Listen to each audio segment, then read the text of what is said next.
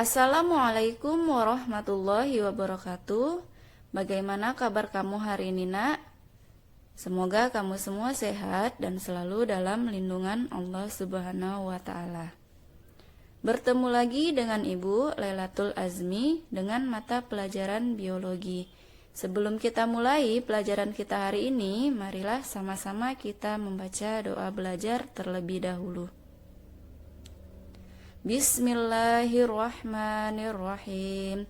Raditu billahi robba wa bil islami dina wa bi Muhammadin nabiyya wa rasula. Rabbi zidni ilma warzuqni fahma. Alhamdulillahi rabbil alamin.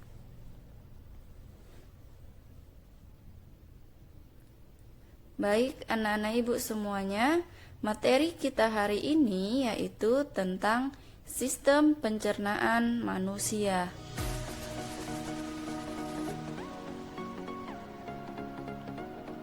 Tujuan dari pembelajaran kita hari ini yaitu 1. Mengidentifikasi organ-organ pada sistem pencernaan serta proses pencernaan. 2. Menjelaskan mekanisme sistem pencernaan manusia. 3. Menjelaskan enzim yang terdapat dalam sistem pencernaan.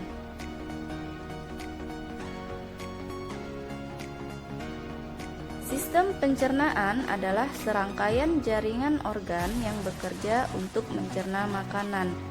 Fungsi utama sistem pencernaan yaitu mengubah makanan menjadi nutrisi yang dibutuhkan oleh tubuh.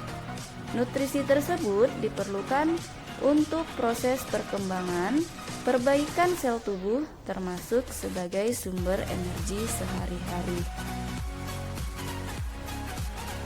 Selama dalam saluran pencernaan, makanan akan mengalami proses pencernaan, baik secara mekanik maupun secara kimiawi.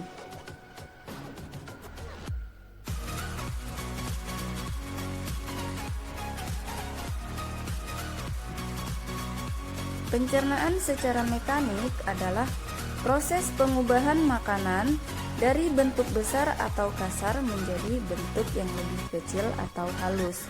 Proses itu terjadi di dalam mulut dengan bantuan gigi dan lidah. Pencernaan mekanik juga terjadi di dalam lambung dengan bantuan gerak peristaltik dinding lambung, sehingga makanan seperti diaduk. Sedangkan pencernaan kimiawi adalah proses pengubahan zat makanan dari bentuk yang kompleks menjadi bentuk yang lebih sederhana dengan bantuan enzim pencernaan.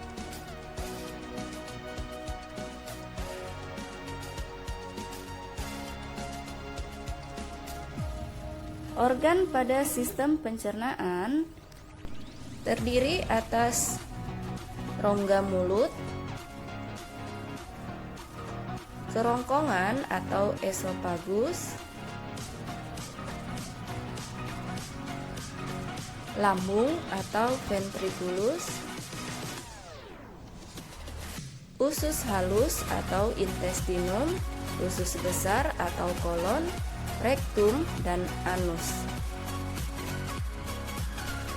Kita bahas yang pertama yaitu mulut. Mulut adalah awal dari saluran pencernaan.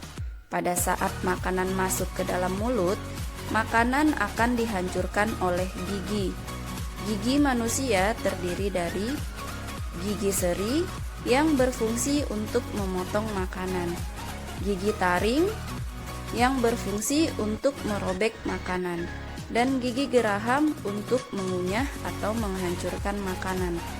Di mulut, makanan juga dicerna dengan bantuan air liur atau enzim petealin yang mengubah karbohidrat menjadi glukosa, agar makanan mudah diserap oleh tubuh.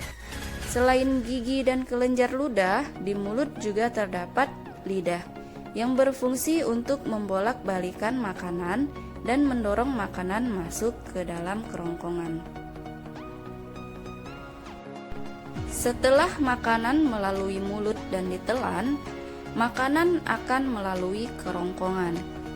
Kerongkongan berperan dalam menghantarkan makanan yang sudah ditelan untuk melalui proses selanjutnya di dalam lambung.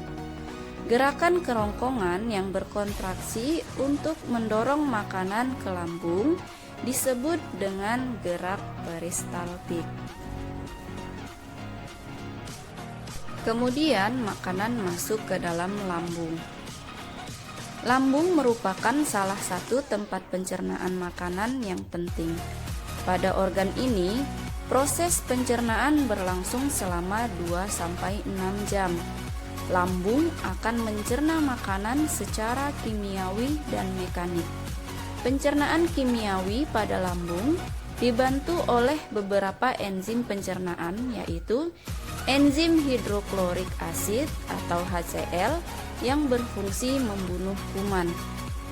Enzim pepsin berfungsi mengubah protein menjadi pepton, dan enzim renin berfungsi menggumpalkan protein atau kasein dalam susu.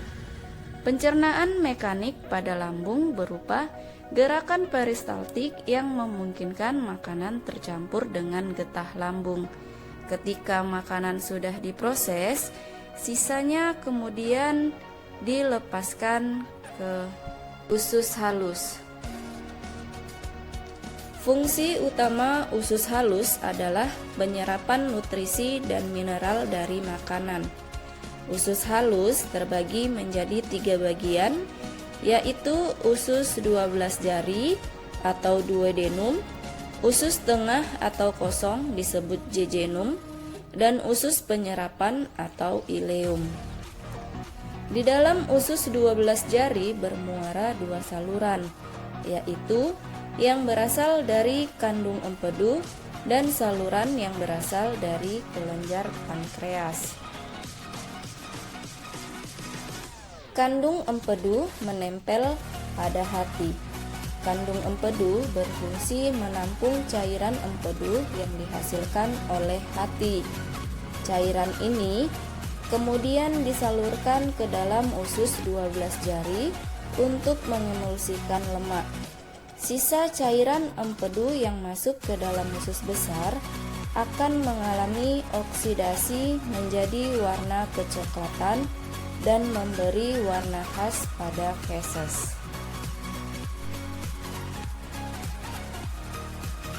Kelenjar pankreas yang terletak di bawah lambung menghasilkan getah pankreas yang mengandung enzim-enzim pencernaan, yaitu enzim amilase untuk mengubah zat tepung atau amilum menjadi glukosa atau gula yang lebih sederhana, enzim tripsin untuk mengubah protein atau pepton menjadi asam amino, dan enzim lipase yang mengubah lemak atau lipida menjadi asam lemak dan gliserol.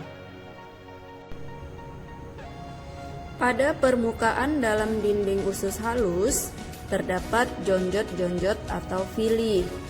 Adanya jonjot-jonjot tersebut menjadikan permukaan usus halus bertambah luas sehingga sari-sari makanan terserap lebih cepat dan banyak.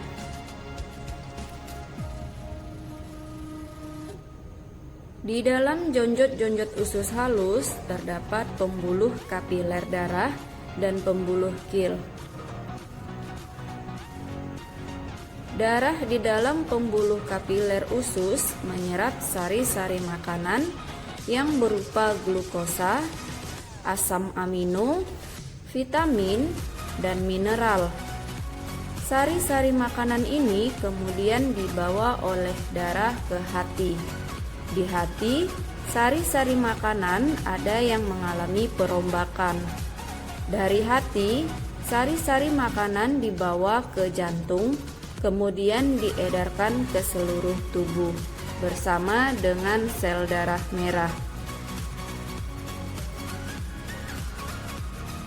Kemudian sari-sari makanan akan menjadi energi untuk tubuh. Usus besar. Fungsi utama usus besar adalah mengatur kadar air sisa makanan.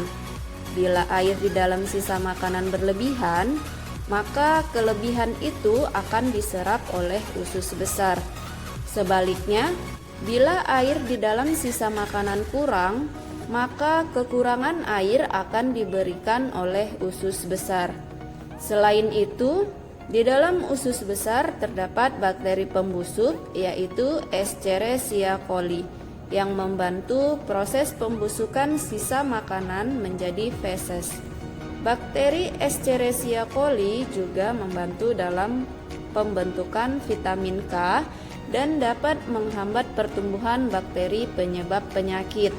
Selanjutnya, sisa makanan yang telah menjadi feses akan masuk ke dalam poros usus atau rektum.